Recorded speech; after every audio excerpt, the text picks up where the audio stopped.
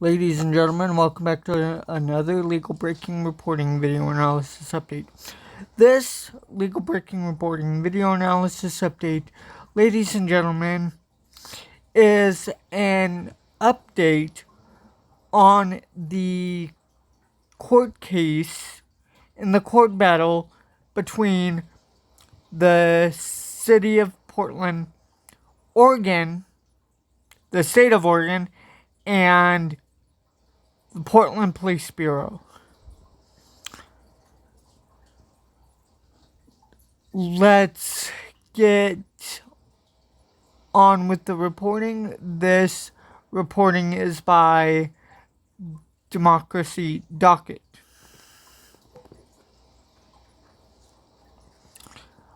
Ladies and gentlemen, the article is titled In Court Filings, Oregon Police Slam Trump's Portland Takeover. Ladies and gentlemen, and the article reads, top law enforcement officials in Oregon said in court filings Monday that President Donald Trump's deployment of National Guard troops to Portland was unwarranted and could undermine public safety by provoking larger protests.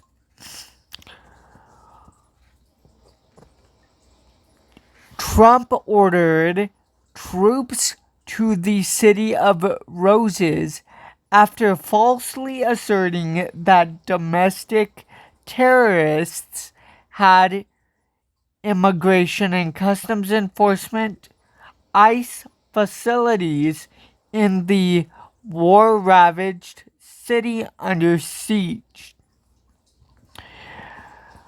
I am also authorizing full force if necessary, Trump said in a social media post announcing the deployment. On his Truth Social platform, which I don't know why it's called Truth Social, because literally everything he says is a flat out lie and simply not true and false. Platform. Ladies and gentlemen, my editorial edition. In response to the President's post, Secretary of Defense Pete Hegseth signed a memo claiming to federalize 200 members of the Oregon National Guard for at least 60 days. The law enforcement officials' testimony were filed as part of Oregon and Portland's lawsuit challenging Trump's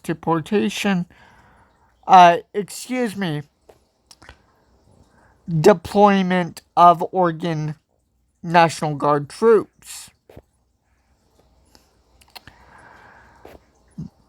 My editorials note, ladies and gentlemen, in a declaration Monday, Craig Dobson, a Portland police official, testified that the president's characterization of Portland and protests outside of an ICE facility in southwest Portland did not match reality. While there have been protests outside the facility, Dobson said demonstrations have been largely peaceful and have only amounted to a few people gathering outside of this ICE facility on a nightly basis. The protests began in June after federal officials arrested asylum seekers in Portland's immigration court, Dobson noted. For the most part, nightly ICE facility protests since July 18, 2025 have been limited to fewer than 30 participants. The protesters have been largely sedate during this time, Dobson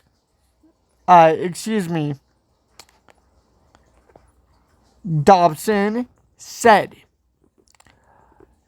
Certainly, these protests bear no resemblance to the sustained large protests of 2020.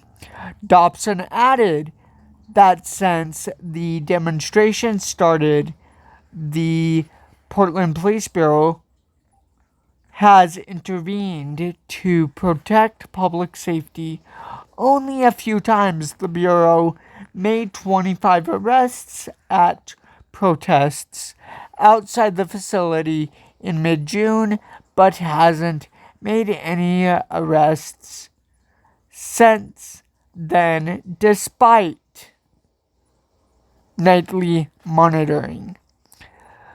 The notion that the ICE facility protests cannot be adequately managed by those local and federal resources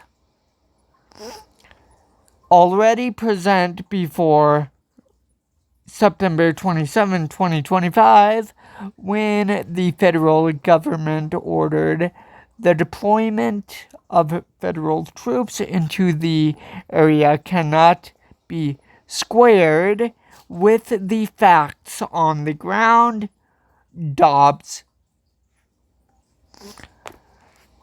Ladies and gentlemen, Dobson testified.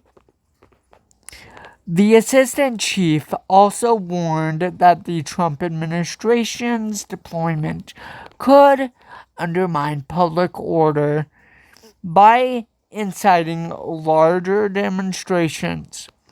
The contemplated federal troop deployment is unnecessary and counterproductive rather than improve public safety at the ICE facility. Protests or in Portland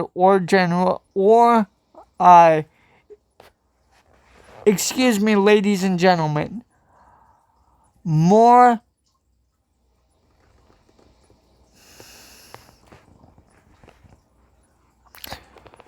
generally, the deployment is likely to provoke a larger protest. In a separate declaration, Cameron Bailey, a captain with the Oregon State Police, said the Portland Police Bureau in recent months made no request for additional law enforcement assistance.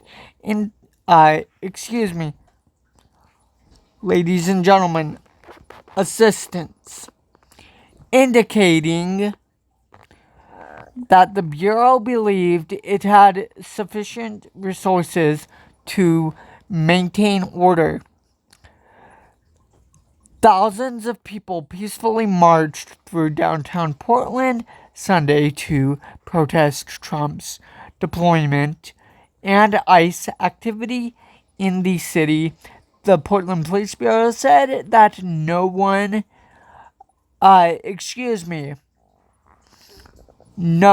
reports of injuries and no arrests were made in relation to the march. In an interview with NBC News Sunday, Trump appeared to question his own perception of Portland after speaking with Oregon Governor Tina Kotek, Democrat. I spoke with the governor. She was very nice, Trump said. But I said, well, wait a minute. I am watching things on television that are different from what's happening. My people tell me different. They are literally attacking, and there are fires all over the place. It looks like terrible. Hours after Trump gave the interview, however, Hegseth issued the memo claiming to federalize the Oregon National Guard troops. The memo cited Title 10, United States Code 12406, and ARCHAIC,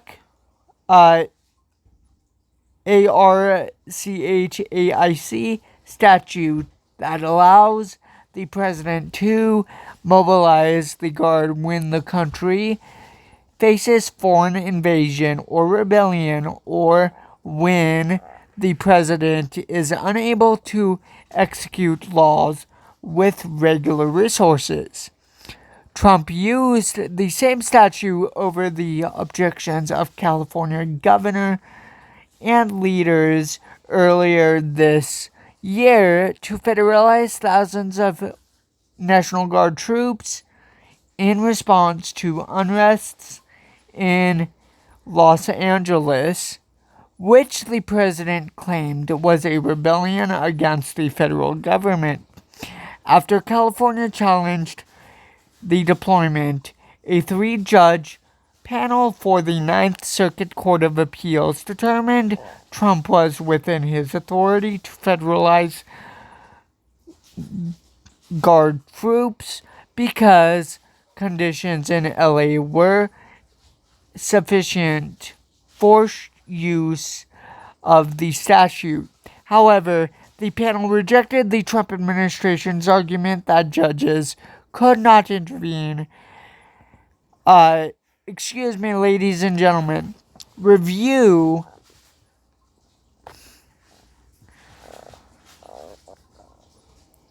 the president's, a president's decision to federalize the National Guard, ruling that a president could not federalize guard troops based on no evidence whatsoever. Trump's deployment to LA eventually swelled to around 4,000 California National Guard troops and 700 active duty Marines. Oregon and Portland's lawsuit was assigned to U.S. District Judge Michael Simon, who was appointed by former President Barack Obama. The Ninth Circuit Court soon again confronted whether Trump's use of Title 10 United States Code 12406 was legal, as appeals from the District of Oregon are heard by the Ninth Circuit.